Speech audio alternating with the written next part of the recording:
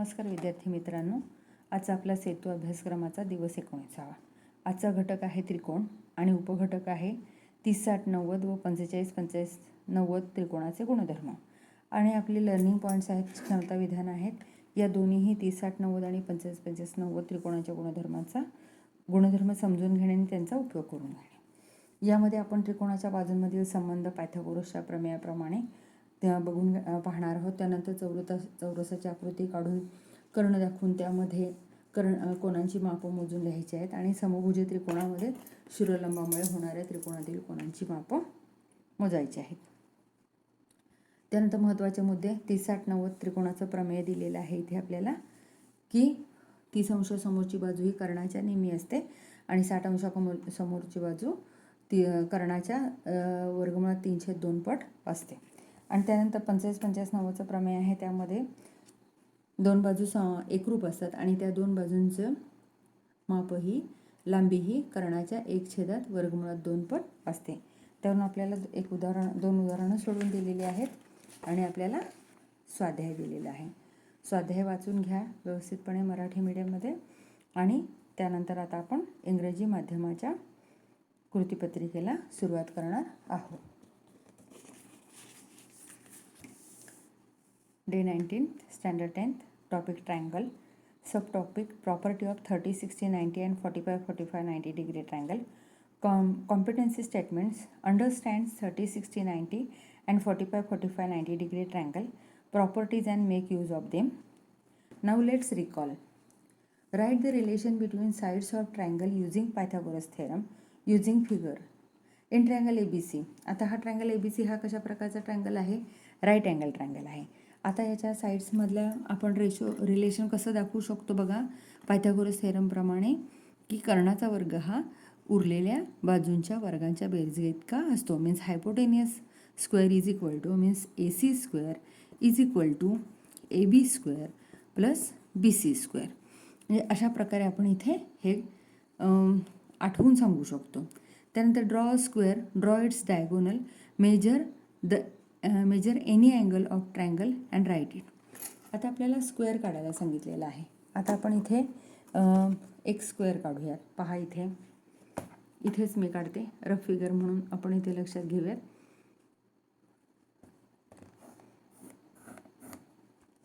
आपण इथे स्क्वेअर काढला. आता त्याने आपल्याला काय सांगितलेलं आहे, त्याचा डायगोनल काढा. ठीक आहे, डायगोनल काढला. तर डायगोनल काढल्यानंतर पहा इथे डायगोनल काढल्यामुळे काय झालं पहा, measure the any angle of triangle. आता हा आपल्याला माहिती आहे square every angle is 90 degree, बरोबर आहे. मग आता हे ट्रायंगल जो तयार झालेला आहे तर आपल्याला माहिती आहे ह्या दोन साईड्स कॉन्ग्रंट आहे, त्यामुळे हा कशा प्रकारचा ट्रायंगल झाला, आयसोस्केल झाला. त्यामुळे हे दोनही अँगल्स किती डिग्रीचे झाले, 45चे झाले, बरोबर. आता ही झाली सेकंड रिकॉल झाला, म्हणजे आपल्याला उजळणी झाली दुसऱ्या उदाहरणासाठी. आता तिसरं विचारलं, in equilateral triangle due to altitude triangles are form, what is the measure of angle in that triangle. आता आपल्याला म्हटलेलं आहे इक्विलॅटरल ट्रायंगल. आता मी इथे एक इक्विलॅटरल ट्रायंगल काढते. आपण वेगळं पान घेऊयात, त्यावरती आपण इक्विलॅटरल ट्रायंगल काढूयात.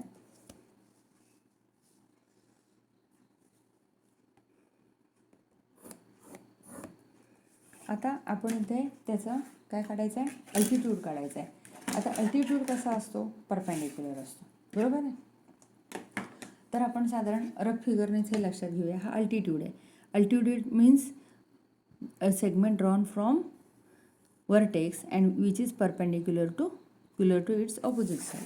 म्हणजे हा 90 झाला, बरोबर आहे. आता इक्विलॅटरल ट्रायंगल त्याच्या प्रत्येक अँगलचं मेजर किती झालं, 60, 60, 60, बरोबर. आता हे 60, 60, 60 झालं. आता हा त्यामुळे हा अल्टिट्यूड काय झाला इथे, हा 90, त्यामुळे हा पण 90.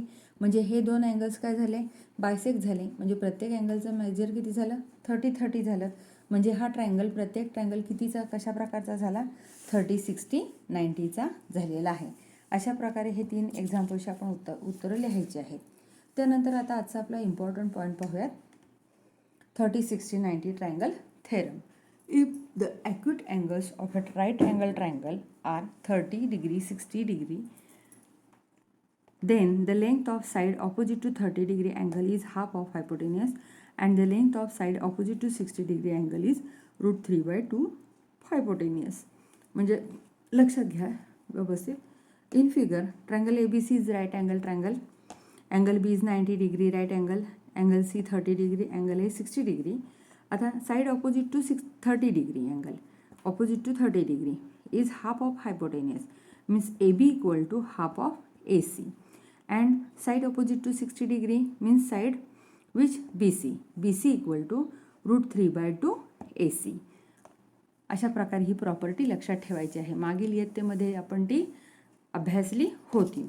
आता second property. What is second property? Property of triangle 45-45 90 degree triangle. In this property, if acute angles of a right angle triangle are 45-45 degree, then the length of each side containing the right angle is hypotenuse upon √2. आता बघा triangle ABC right angle triangle, AB equal to BC. We know that which type of triangle this is? Isosceles triangle. Now in figure side opposite to 45 degree means AB and BC are congruent. Therefore they are 1/√2 of AC. कर्णाच्या एक छेदात वर्गमुळात 2 पट असते म्हणून. अशा प्रकारे हा दुसरा आपला थेरम झालेला आहे. दुसरी प्रॉपर्टी झालेली आहे. Now we will see solved examples. Solved examples पहा. In adjoining figure if PR equal to 12 centimetre then find PQ and QR. In triangle PQR काय कशा प्रकारचा दिलेला आहे? राईट अँगल ट्रायंगल दिलेला आहे. 30-60-90 ट्रायंगल आहे. मेजर अँगल P60 दिलेलं आहे. त्याप्रमाणे आता बघा 30-60-90 थेरम वापरून आपल्याला कुठली साईड दिलेली आहे? PR दिलेली आहे. PR दिलेली आहे 12 सेंटीमीटर. मग आपल्याला माहिती आहे PQ side opposite to 30 degree half of hypotenuse means किती झाली? हाफ इंटू 12 6 सेंटीमीटर झाली. त्यानंतर side opposite to 60 degree √3/2 into hypotenuse means √3/2 into 12 किती आली? 6√3 आली. याप्रमाणे सेकंड एक्झाम्पल पहा. सेकंड एक्झाम्पलमध्ये पण find the side of a square whose diagonal is 10√2 centimeter. आता स्क्वेअर काढलेला आहे. ह्याचं डायगोनलचं मेजर आहे 10√2. We know that all sides of square are congruent and all angles of square are 90 degree.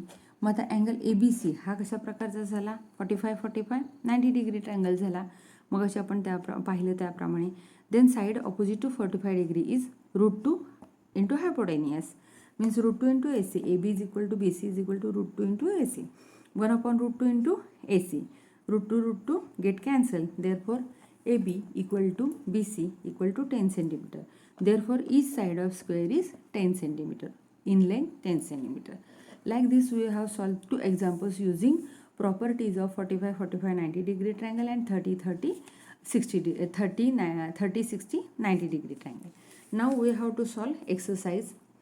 Here choose correct alternative. What is the measure of acute angle of isosceles right angle triangle? Acute angle of isoscale. Isoscale means what? समद्विभुज. आता this is isoscale triangle. Okay. Then measure of acute angle is which? 45 degree. Then the length of side of equilateral triangle is 12 centimeter. Then what is the length of its height? Height means length of its altitude. Altitudeचं measure आहे. मग आता आपण इथे figure काढली होती पहा. Equilateral triangle 12 centimetre आहे. Each side is 12 centimetre. ही 12 आहे, ही 12 आहे आणि ही पण 12 आहे. मग आता मला सांग अल्टिट्यूडचं मेजर विचारलेलं आहे. ही 90 डिग्री ऑपोजिट टू 90 डिग्री. ही साईड कशी आहे? Opposite to 60 degree. मग ती कशी असते? 30-60-90चा हा ट्रायंगल झाला. ही किती? ही साईड कशी आहे? √3/2 इंटू 12 मीन्स 6 मीन्स ही किती येणार? 6√2 येणार. आणि ह्या दोन साईड्स किती येणार? 6 येणार. म्हणजे आन्सर किती येणार आहे? 6√3 येणार. आन्सर किती येणार? 6√3. अशा प्रकारे आन्सर येणार आहे. त्यानंतर figure from figure find ABAC complete the activity. In triangle ABC this is 90 degree. AB equal to BC means which type of triangle this is? 45-45-90. 45-45-90 degree triangle. Then here AB equal to BC.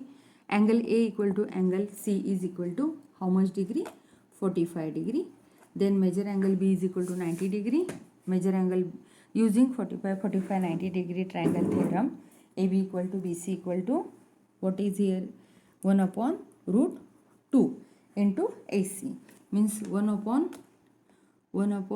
root 2 into AC, means what 1 upon root 2 into root 8. बरोबर आहे. मग आता route 8 म्हणजे किती झाले 2 into 2 into 2 upon route 2. पहा म्हणजे हे काय आले, हे रूट 2 गेले इकडे, म्हणजे उत्तर काय आलं रूट 4, मीन्स उत्तर किती आलं 2. अशा प्रकारे हे आन्सर येणार आहे. त्यानंतर थर्ड क्वेश्चन आहे, in right angle triangle LMN, LM is its hypotenuse, angle is equal to 30 degree, MN is equal to 4 centimeter, then find LM and LN.